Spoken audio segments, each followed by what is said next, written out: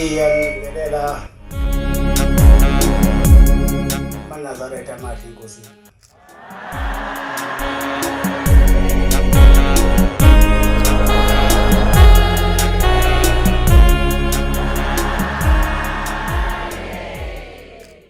Ngibingelele nazo zonke ikhulumi yomthimba.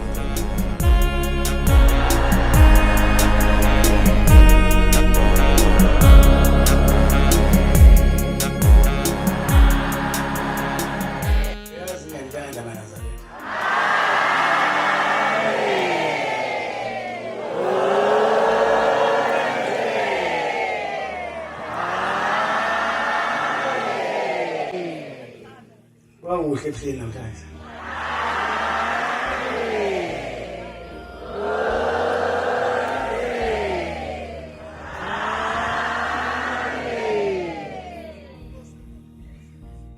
Yothi ngikhuluma kancane nje.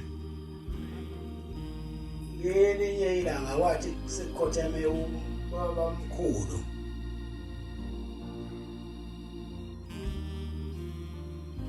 Sekuhleli umkhulu ilanga esikhalweni.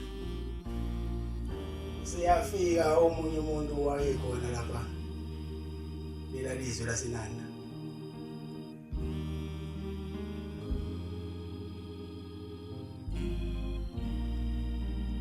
Uthi besibuka nje lento yenziwa ubaba wakho. Ayikufanele wena lento.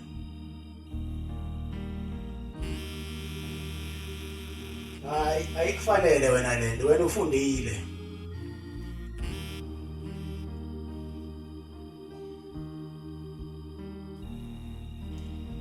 Lento khona igama elibizwa ngalo umuntu mayengafundile kuthiwa lento ubaba wakho beyileyo nto, nabo labantu abehamba nabo beyileyo nto.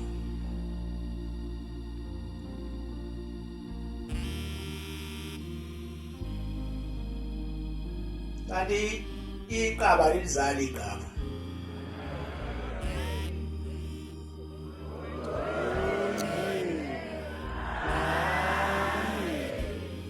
Wangelo nalo iqaba babamkhulu. Iqaba akaze limise ulwandle.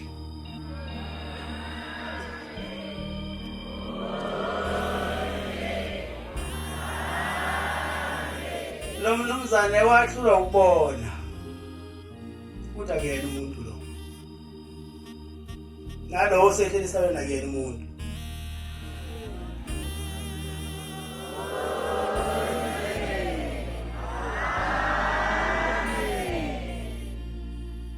Wasethi thina eshinkozo lezi zasemhlabeni.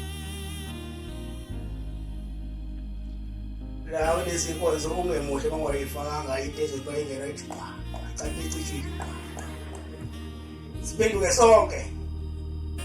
Sikhohlwe ukuthi besizokwenzana esontweni lesibheka wena. Yabona la ushembe wenza into ehlakaniphile nencomekayo. Akho umuntu oqwaqwazayo la sikubheki nokubheka. Sibheka phambili esiqonde khona.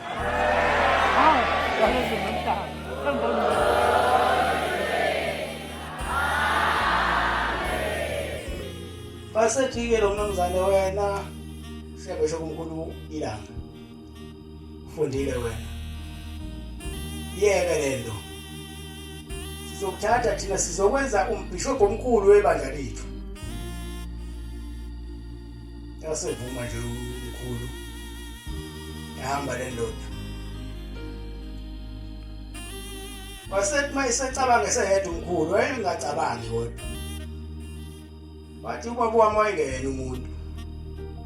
Angizukulalela umuntu wasemhlabeni, ubaba wami ongizalayo wayengena umuntu. Nama ngazi ngoba kubaba wami.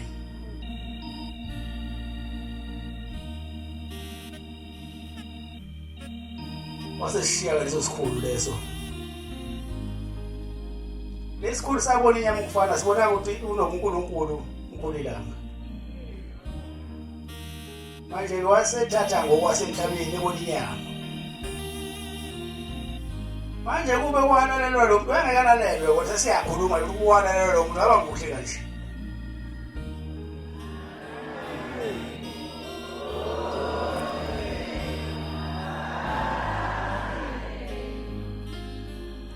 Ukuthi phela ushembe uhlale nezikhubenzo nami bakhona abangikhubayo.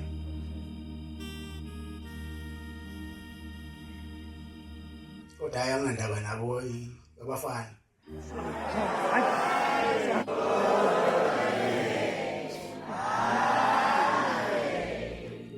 Awuna kusuka kini ube sukwazi ukuthi uzohlala la ekhaya.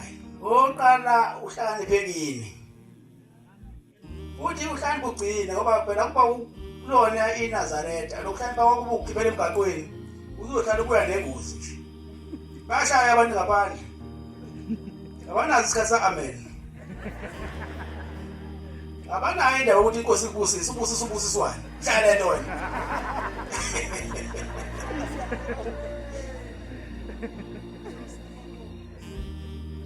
Umlando ukuhlala nani?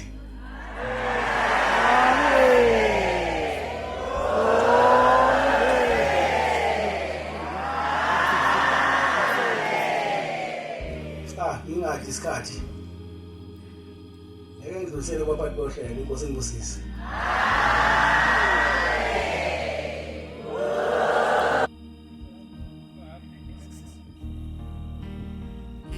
Ngomfundo seshaya ijazi libomva ngathi umusi yangishiya usekhethe inkonzo wena.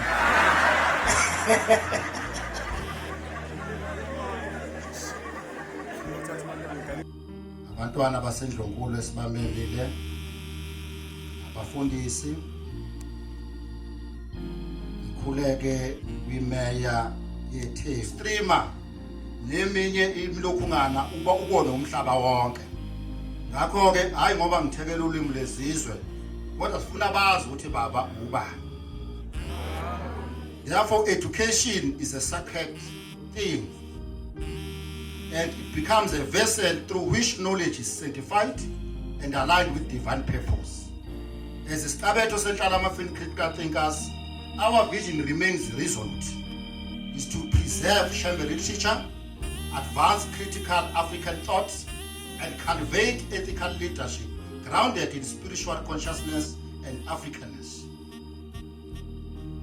Therefore, the purpose of today's ceremony is not merely to recognize academic success, but to commission a generation of thinkers, a generation of leaders and servants for the society, individually who carry both intellectual depth and moral responsibility to transform their communities and the broader world. Graduates, you stand today as the embodiment of this philosophy. Enlightenment minds, grounded in heritage, guided by purpose. Siyabonga, uba baba usinikele ithuba, usinike lona ukuba sime ngaphambi kobuso bakho senze lo msebenzi omkhulu kangaka sibe sibancane. Kodwa sibonga ukulekelelana baba, bonke labantwana bakho abala. Baba kukho abangakwenzanga ukuze ubone lento enhle kangaka injena namhlanje. Siyakubonga nakubona abangabuzanga imibuzo eminingi. Bathi manje amakuthiwa kuphakemiswa uNkulunkulu wabo nabo bayingxenye. Ngesikhathi abanye beqhubeka ukubuza. Bathi bona thina sithunyiwe singamasotsha siyaya kwi-ground siyokwenza inkolo yethu lolu hlangothi lwezimfundo ibonakale ngoba ngesiprofeto sabo bonke baba wathi wabayeza laba abaqhubeka nje bayoba ne-impact kuleli bandla. Shilo baba sihlangene nawe ubuso nobuso ngathi baba umuthi mahayini ngathi hayi baba sizile nje thina ngakhona ukuthi esilethe zothi nje samba nabafundisi zothi nje baba siyathanda silethe uthando nje baba obuza ukuthi bezofunani imphendwe nje kalula ngaloko kuzocela ibusiso bese lethe nje uthando ezulwini ukuba lokhu esakunikwa koNgqondonkulu sashawa emakhanda oshansela bama-university baba agcwele iningizimu Afrika yonke kodwa sesikubuyisela kulo owayesithumile ukuthi sesikubuyisela sasezocela isibusiso. Abacalela-ke baba ukuba bathole imisebenzi. Siyabacelela ukuthi abasebenzayo bapromotwe. Siyabacelela ukuthi yonke into abayifunayo babeka kuyona isandla njengoDeuteronomy 28 verse 1 ivele yande. Baba usibusisile njengamanazaretha. Awu baba senawo amansentela manje. Asisahlupheki baba. Baba ususigezile njengoba nawe umuhle nathi siyasondela baba sifuna ungakuphoqi sibe bahle nathi umhlaba usibone ukuthi uShembe uNkulunkulu ophilayo. Yabonga.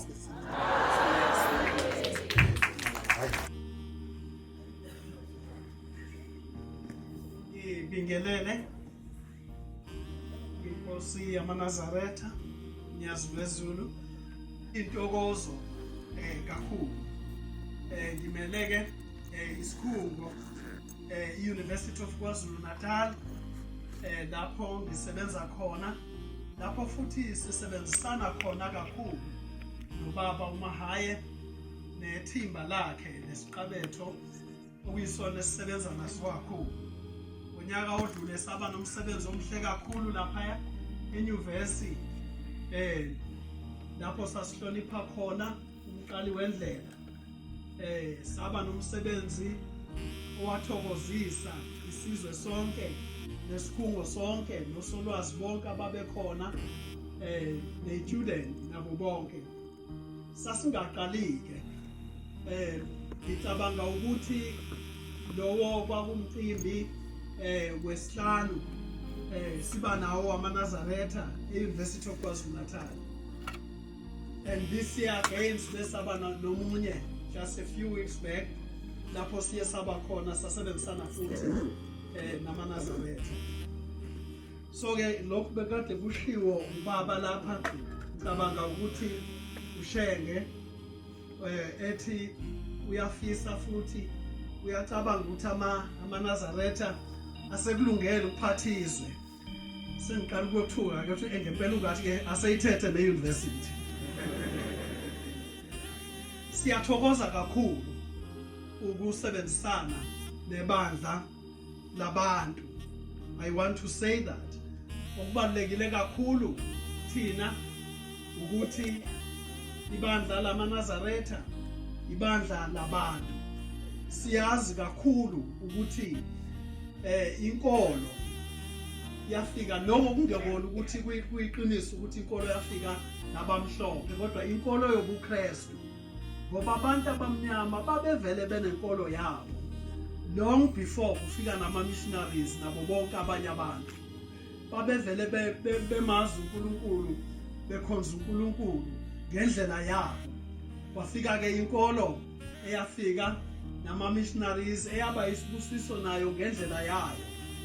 Kodwa lapho sakhula khona sakhula ngokuthi sibona abantu bakithi bathi bangayithatha inkolo bayisuse ekubeni inkolo yesilungu bayenze ibe inkolo yabantu.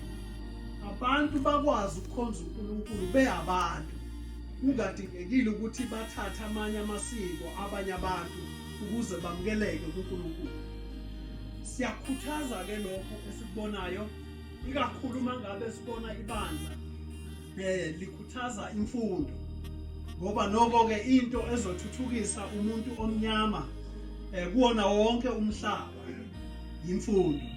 Siyayidinga imfundo so lokho esikubonayo uma ngabe ibandla libambisana nohulumeni libambisana nedolobha libambisana nomphakathi nezikhungo zemfundo ephakeme lokho kusho ukuthi inkululeko isifikile ngoba sezoba khona izinto njengoba owaqala ibandla lamaNazaretha sazi ukuthi he started from nothing engenayo ke nemfundo leyasemhlabeni esinayo thina nesigabe ngayo ukwenza izinto kodwa kwafika nje umoya kaNkulunkulu wamsebenzisa. Ngiye ngibe nesikhweleke because mina ngingumwesela I'm a Methodist. Ngikhumbuleke ukuthi wayekhonza Methodist and ama-Methodist messed it up and then he left them. Ukuba they had not messed it up ukecisha wonke umuntu lapha ngabe ungumwesela. But they didn't get it right. Bafuna ukumenza umlungu ukuze abe nobudlelwane noNkulunkulu. Wakwala ke lo wawashiya amawisile ukuze azoqala ibandla elivumelana nabantu. Kuyathokozisa lokho because it means amanga ayikade khulunywa abamhlophe nabanye ukuthi ayikho into enhle engenziwa umuntu omnyama.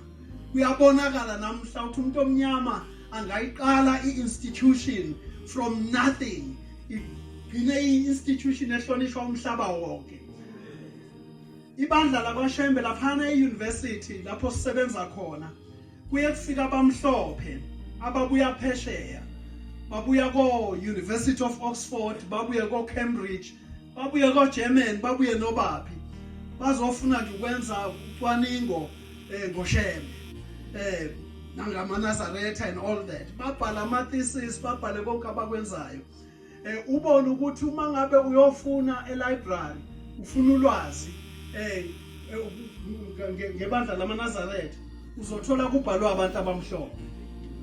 Esikhathini esiningi abantu abamnyama thina uma sibhala sifuna ukugijimisa abelungu, sibhale ngabelungu.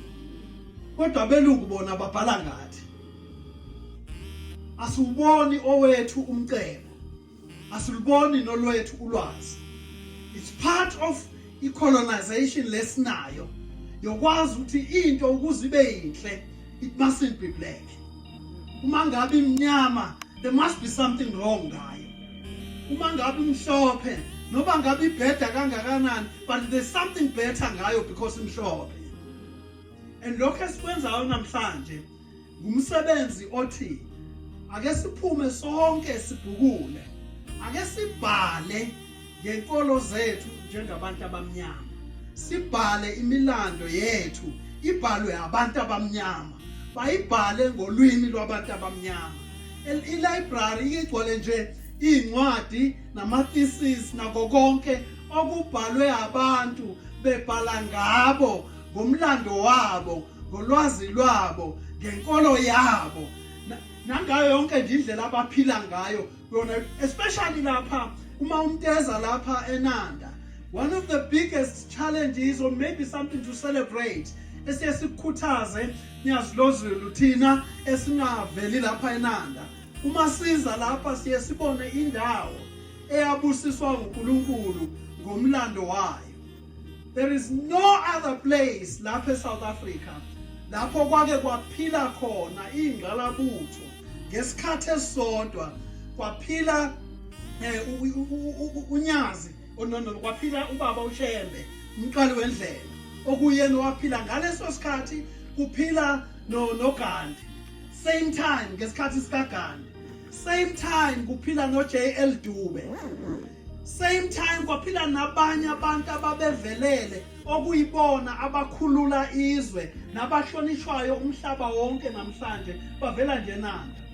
And even when you drive eNanda today, there is nothing that tells you ukuthi kwake kwaphila ingqalabutho lapha ezenza umahluko omangalisayo iSouth Africa yonke nomhlaba wonke. Sikhona ke isidingo sokuthi we must go back. Sithi yini eyayenza babe nalendlela abenza ngayo, bahlabane ngendlela abahlabana ngayo ngesikhathi sabo. Besikhathi esinzima, zingekho nezimoto, kungekho nama cellphone, kungekho nama computer, nazo zonke lezi zinto ezinazo thina namhlanje ezezimpilo ibe easy. But oDube baqala ikole as a first black person to start a school by himself.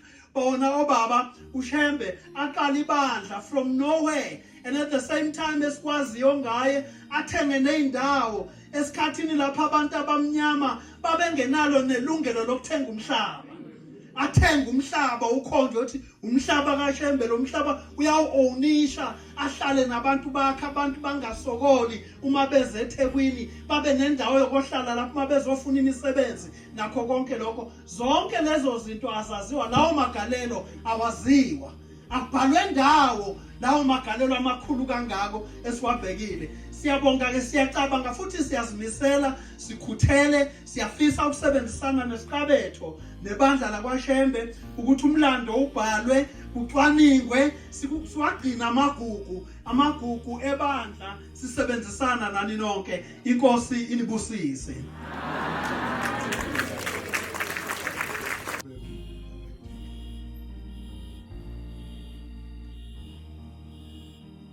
Let me say program directors. Mfundisi Umbeje kanye nobaba uShenge